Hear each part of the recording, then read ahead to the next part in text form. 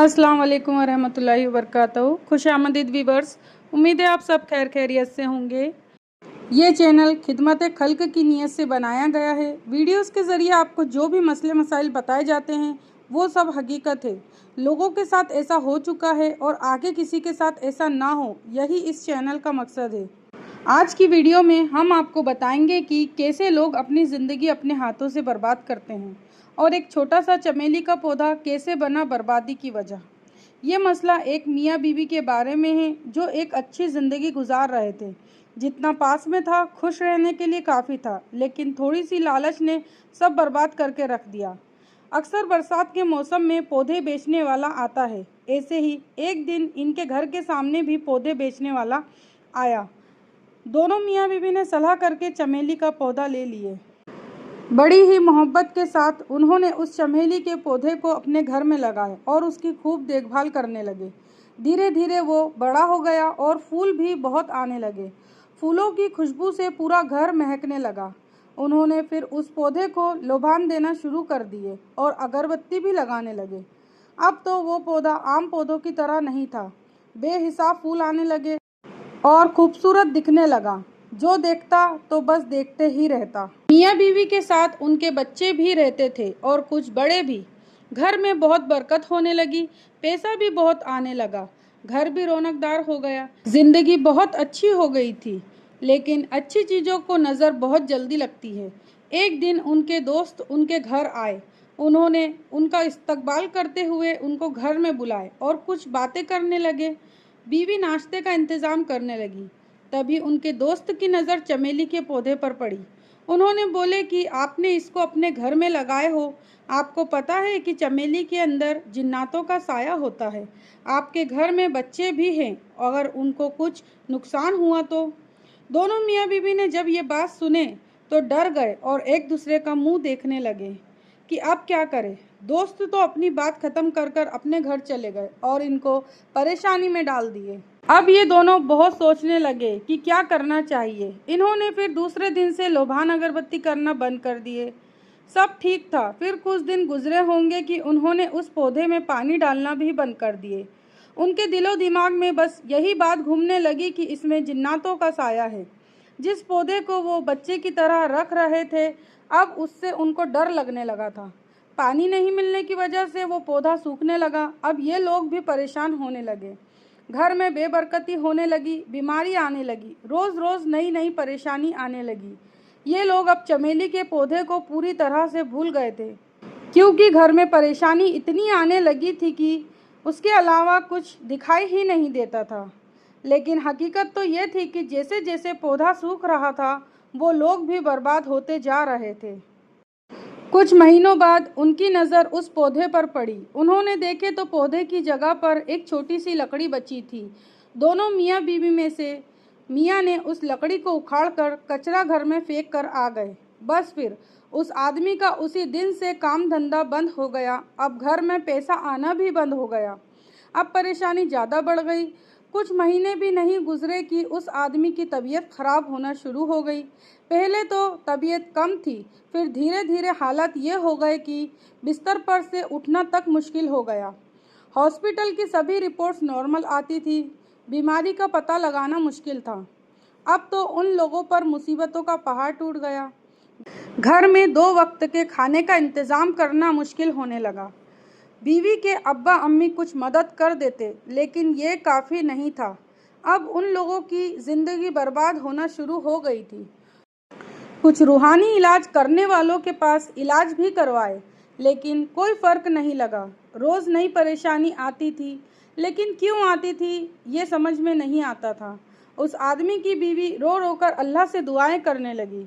कुछ दिन सब वैसा ही था जैसे पहले था, लेकिन मेरा अल्लाह रहमान और रहीम है। वो अपने बंदों से 70 माओं से ज़्यादा मोहब्बत करता है। बस इसी मोहब्बत की वजह से उन लोगों को हमारी खबर लगी। अल्लाह ने हमको ज़रिया बनाकर खड़ा कर दिया। करीब 150 किलोमीटर की दूरी का सफ़र तय करके वो हमसे मिलने आए।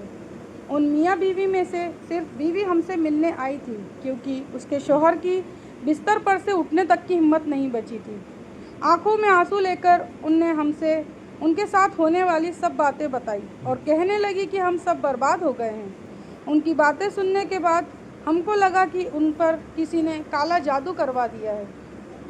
लेकिन फिर हमने पढ़ाई करके अब्बू जी से मशवरा करे तो उन्होंने बोले कि जिन्नातों का मसला है। हमने उस औरत से बोले कि जिन्नातों का मसला निकल रहा है आपके यहाँ तो वो थोड़ा सोचने लगी और फिर कहने लगी कि हमने एक चमेली का पौधा लगाए थे, बस जब से वो सूख गया है हम भी बर्बाद हो गए हैं। हमने उस औरत की बात सुने और अब्बू जी से गुजारिश करे कि सरकार हकीकत को सामने लाए। अब्बू जी ने हमको इशारा दिए कि इस औरत से बोलो कि चुपचाप खड़ी रहे और हमको बोले कि पढ़ाई शुरू करो। इशारा मिलते ही हमने पढ़ाई शुरू कर दिए। कुछ देर पढ़ने के बाद एकदम से दरवाजे से रोशनी बढ़ने लगी और एक के बाद एक 11 जिन्नात और 2 परियां सामने आकर खड़ी हो गई। सफ़ेद लिबास में झिलमिलाते हुए खड़े रहे। फिर अब्बू जी को सलामी दिए और फिर कहने लगे कि सरकार, इन लोगों ने पहले हमको अपने घर में जगह दिए, फिर हमको बहुत परेशान करने लगे। इनने हमको परेशान करे तो हमने भी इनको बर्बाद कर दिए। उन जिन्नातों ने बताया कि हम पाक जिन्नात हैं और हम भी अल्लाह की इबादत करते हैं। हमको पाक साफ जगहें, अलग अलग तरह की खुशबुएं बहुत पसंद है। एक दिन हमारा काफ़िला इन लोगों के घर के पास से गुज़र रहा था, तभी इनके घर में से चमेली के फूलों की खुशबू आ रही थी जो हमें बहुत पसंद है। हमने अंदर जाकर देखे तो बेहिसाब फूल लगे थे एक चमेली के पौधे में। हमें बहुत अच्छा लगा उस खुशबू को सूंघकर। फिर हम वहाँ से चले गए, लेकिन रोज़ाना इनके घर चमेली के फूलों की खुशबू सूंघने जाने लगे। एक दिन इस औरत ने वहाँ पर अगरबत्ती लगा दी, फिर हमको और ज़्यादा सुकून मिला। फिर कुछ दिन बाद लोबान भी देने लगी। बस फिर हमने तय कर लिया कि अब यही हमारा बसेरा है। ये लोग भी उस चमेली के पौधे की बहुत देखभाल करते थे। हम बहुत खुश रहते थे वहाँ पर और अल्लाह से इन लोगों के घर में खैर व बरकत के लिए खूब दुआएं भी करने लगे। अल्लाह हमारी दुआएं कभी रद्द नहीं करता, इसलिए इन लोगों को अल्लाह ने खूब नवाज दिया। लेकिन एक दिन इनसे मिलने कोई आदमी आया और हमारे चमेली के पौधे को देखकर जलन हसद करने लगा और इनके दिमाग में उल्टी सीधी बातें डालकर चला गया। कहने लगा कि इसमें जिन्नातों का साया है, इसको यहाँ से हटा दो। बस फिर इन लोगों ने हमारा बसेरा उजाड़ दिए तो हमने भी इनको बर्बाद कर दिए। अब्बू जी जिन जिन्नातों के सरदार हैं, तो फिर अब्बू जी ने उन जिन्नातों को समझाए और उनको हुक्म दिए कि अब इन लोगों को परेशान करना बंद करो। उन जिन्नातों ने अब्बू जी का हुक्म मान लिए और कुछ चीज़ें मांगे, जिनमें अलग अलग तरह के अतर और सफ़ेद कपड़े, चमेली का एक पौधा, मिठाई और भी बहुत सी चीज़ें शामिल थी। हमने उस औरत को बोले कि जल्द से जल्द इन चीज़ों का इंतज़ाम करो। कुछ देर बाद उनकी मांगी हुई चीज़ें देकर उन्हें रुखसत करे। वो औरत भी अपने घर चली गई। फिर कुछ दिनों बाद खबर मिली कि अब हालात पहले से बेहतर हैं और उनकी ज़िंदगी सही राह पर आ गई है। अब इस मसले को सुनने के बाद आपको क्या सीख मिलती है? पहली तो ये कि इंसान खुद अपने हाथों से अपनी ज़िंदगी बर्बाद करता है। दूसरी ये कि अगर कोई इंसान हमसे जलन हसद रखता है तो वो हमको किसी भी तरह से बर्बाद करके ही छोड़ेगा। इसलिए हमको कभी भी किसी की बातों में नहीं आना चाहिए। ये लोग उस आदमी की बातों में आकर अपनी ज़िंदगी बर्बाद कर लिए थे। एक छोटे से चमेली के पौधे ने इनकी ज़िंदगी बर्बाद कर दी, लेकिन अल्लाह के रहमो करम से इनकी ज़िंदगी बच गई। आज दुनिया में कई हज़ारों लोग ऐसे हैं जो परेशान तो हैं, लेकिन अपनी परेशानी की वजह ही नहीं जानते हैं। अल्लाह सबके मसले हल करे। अब कोई ऐसे लोग जो ये वीडियो सुन रहे हैं और उनके घरों में चमेली के पौधे हैं, तो ज़्यादा सोचने की ज़रूरत नहीं है। बस पौधों को पौधों की नज़रों से देखें। एक्स्ट्रा करने की ज़रूरत नहीं है, जैसे ये लोगों ने करे थे, लोभान अगरबत्ती रोशन करके।